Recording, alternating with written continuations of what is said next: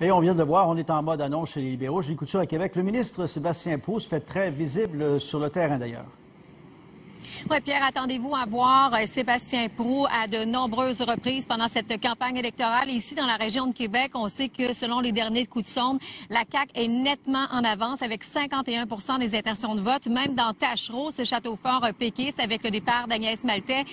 Donc, les caquistes qui pourraient ravir ce comté. Alors, Sébastien Proulx, les libéraux miseraient beaucoup sur lui pour faire beaucoup d'annonces et de présence. Et c'est déjà commencé. Alors, ce matin, il était ici à l'Institut de cardiologie de Québec pour inaugurer 2 salles, notamment une salle hybride et une salle d'électrophysiologie inaugurée au montant de 34 millions de dollars. Et cet après-midi, Pierre, il sera du côté de Saint-Augustin dans les locaux de l'homme d'affaires Louis Garneau pour faire une annonce d'aide à l'homme d'affaires pour amorcer et aider un virage, faire face au virage numérique pour cette entreprise. On nous dit que son agenda est bien chargé pour les prochains jours, prochaines semaines également. Il ne le nie pas. On peut l'entendre.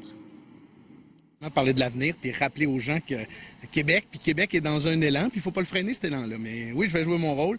Puis moi, en plus, j'aime ça les campagnes électorales, alors je vais faire mon travail, puis vous allez me voir assez souvent. J'en suis bien heureux.